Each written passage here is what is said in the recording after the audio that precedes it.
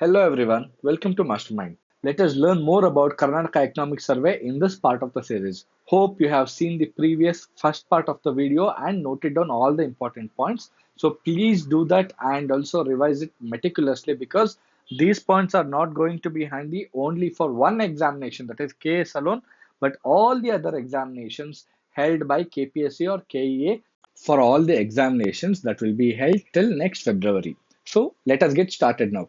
What was the gross domestic product (GDP) of Bengaluru urban district in the year 2022-23? So the right option is option 3 here, 8,59,154 crore. So the GDP of Bengaluru urban district in the year 2022-23 was rupees 8,59,154 crore rupees, and with this amount it contributed about 37.8% to the state GDP. Very, very important. You have to remember this figure. That is 37.8% of the contribution is by Bengaluru urban to the state GDP, and only second to Bengaluru is Dakshina Kannada district with 5.5% contribution to state GDP, and third is Belagavi district with 4% contribution to state GDP. So first is Bengaluru urban, second is Dakshina Kannada, third is Belagavi. You have to remember these figures. These will be handy during mains as well. Second question says, what percentage of the state GDP did Bengaluru urban district contribute in the year 2022-23? So the right option is 37.8%. So Bengaluru urban district contributed 37.8% to the state GDP in 2022-23. Third question says, which district had the second highest contribution to the state GDP after Bengaluru urban in 2022-23? As I've already told you, the answer is Dakshina Kannada. Therefore, the right option is option 3 here. So, Dakshina Kannada had the second highest contribution to the state GDP with 5.5% contribution in 2022-23. Fourth question says, what was the per capita income of Kalaburgi revenue region in 2022-23? The right option is option 1, rupees 1,66,797 rupees. The per capita income of Kalaburgi revenue region in the year 2022-23 was rupees 1,66,797 rupees, and it was the lowest. So it was in the fourth place. So next was Belagavi revenue region. Belagavi revenue region's per capita income was rupees 1,81,911 rupees, while it was followed by Mysore.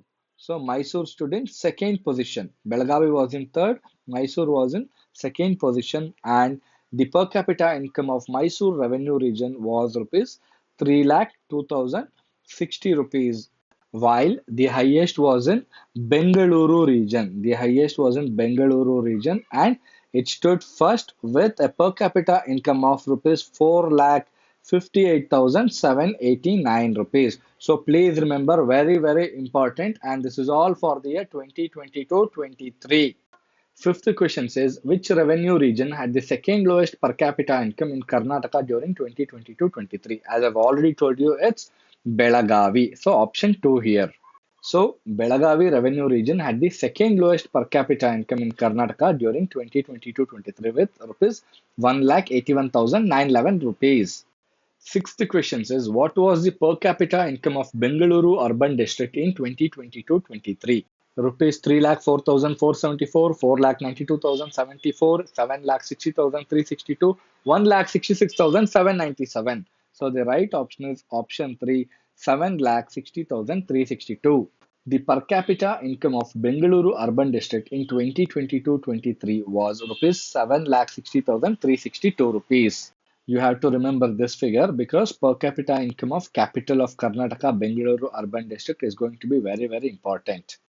Seventh question says, which district had the highest per capita income in Karnataka during 2022-23?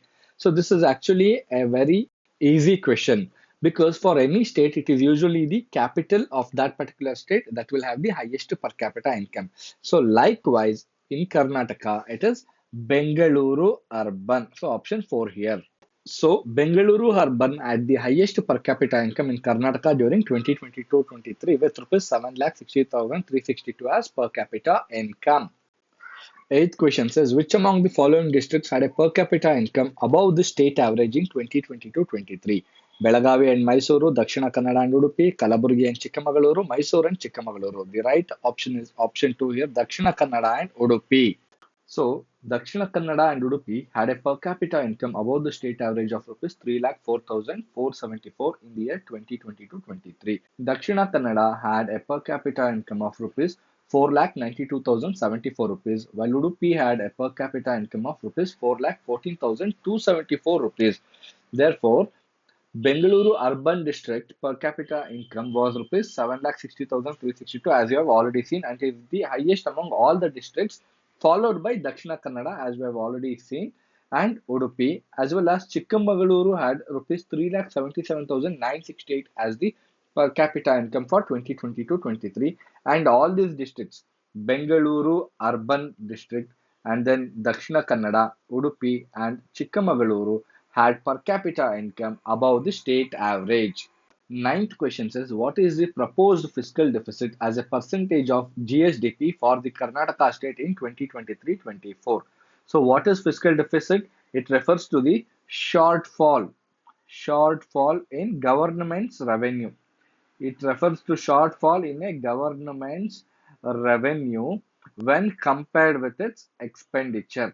So what is the right answer here? Here it is 2.60%. 2.60%. Therefore, the right option is option 2 here. Very, very important. This is a standard question. You have to remember this. 2.6%. So the state has proposed a fiscal deficit of 2.60% for the fiscal year 2023-24. Last question for the day. What subsidy percentage is provided to general farmers for mechanization of farm operations? So here the right option is option 2, 50%. Option 2, 50%. So what is mechanization of farm? Mechanization of farm means using advanced tools in place of traditional tools. For example, instead of using wooden plow, if the farmer starts using tractor for plowing operations, then this is called mechanization. So like this, various other instruments can be used to obtain or to achieve the mechanization of farm. So what is the advantage of mechanization of farm? Mechanization of farm operations reduces laborious tasks. So the tasks which are extremely difficult, the laborious tasks can be minimized. It saves time and then it enhances efficiency as well as farm productivity.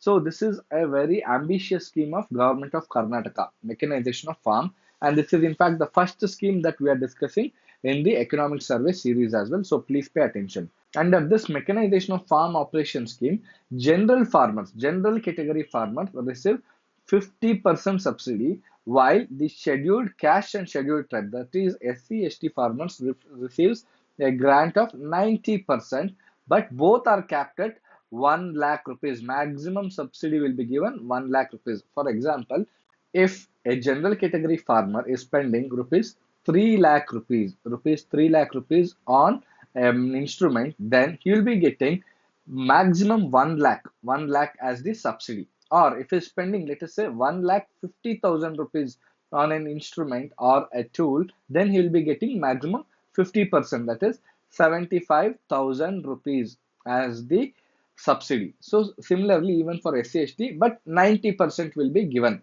Again, it is capped at 1 lakh rupees. They won't be given a subsidy of more than 1 lakh rupees.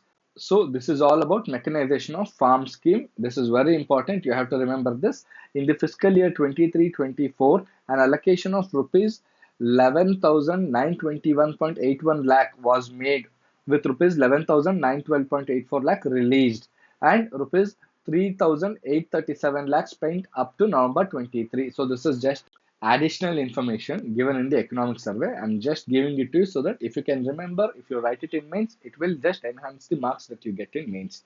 So remember all these points and please note down all these points and also refer to all the videos along with economic survey. You have to thoroughly go through all the budget videos that are given. If you are missing budget videos or economic survey videos, then you'll be losing half the marks. With this, the second part of the series comes to an end.